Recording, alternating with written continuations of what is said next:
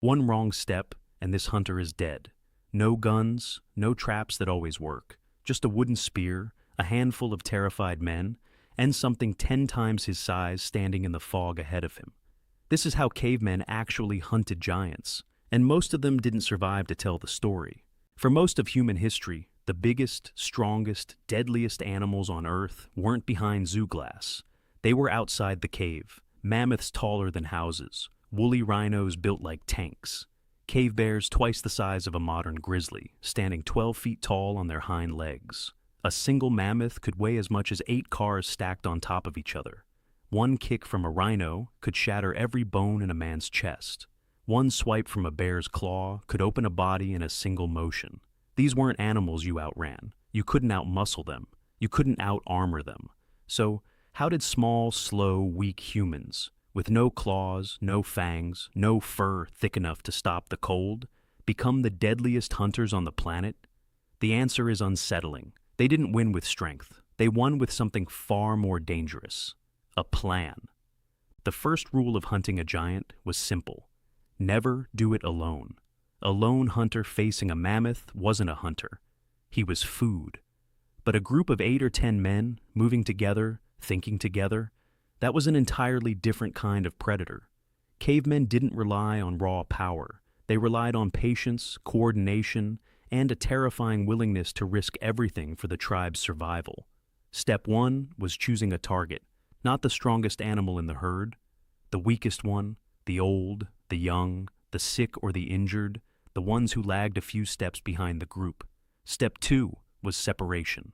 Hunters would spread out along the edges of the herd, waving torches, shouting, making noise designed to panic just one animal away from the safety of the others.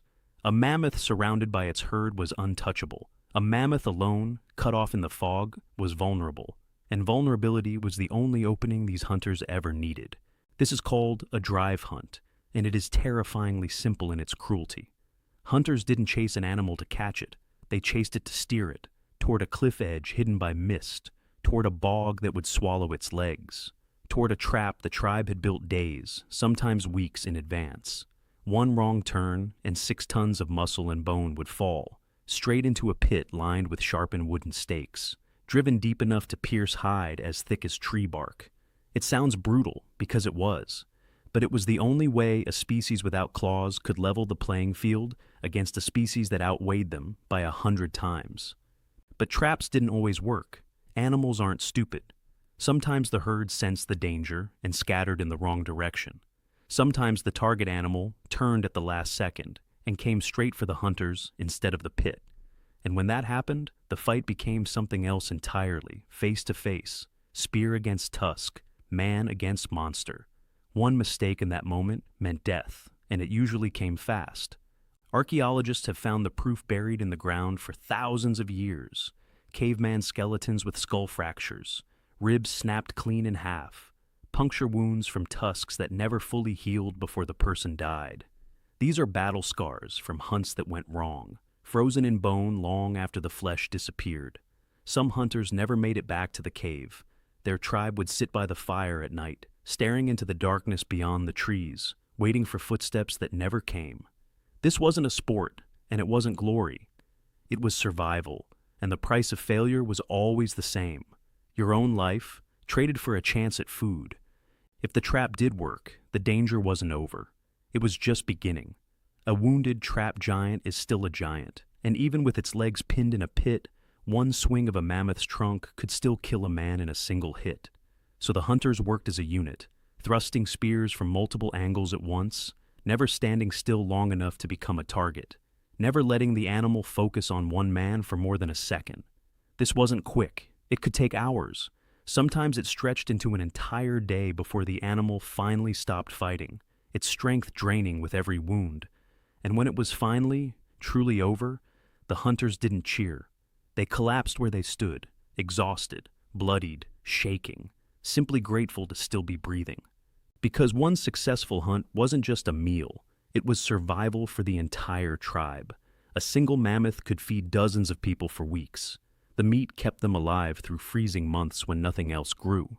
The thick fur became blankets and cloaks that meant the difference between warmth and freezing to death in the night. The bones were carved into tools, weapons, needles, even structural beams for shelters built to survive the harshest winters on Earth. Nothing was wasted because no one knew when or if they'd get another chance like this again. One hunt could decide whether a tribe made it through winter or whether they didn't make it at all. But here's the part most people never hear about. For every hunt that ended in celebration, there were others that ended in silence. No feast, no fire lit in triumph, just an empty space by the flames where someone used to sit, and a folded fur cloak nobody wanted to touch. Some tribes lost their best, most experienced hunters to a single mistake. A foot that slipped in the mud, a spear thrown half a second too late, one moment of hesitation when hesitation meant death. And yet, when the sun rose again, they went back out. Because starvation was the alternative, and starvation killed slower, quieter, but just as certainly as any tusk or claw ever could. And this is the part that should genuinely change how you think about early humans. We didn't survive the Ice Age because we were the strongest creatures walking the tundra. We weren't even close. Next to a mammoth, a cave bear, or a woolly rhino, a human being was small, slow, and fragile in almost every way that mattered.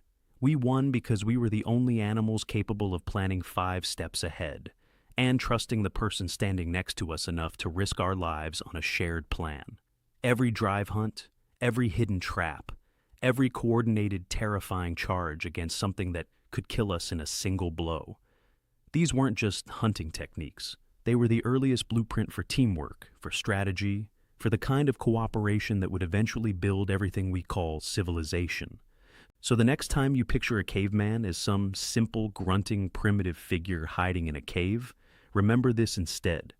These were people who looked at monsters twice, sometimes 10 times, their own size, and chose to face them anyway.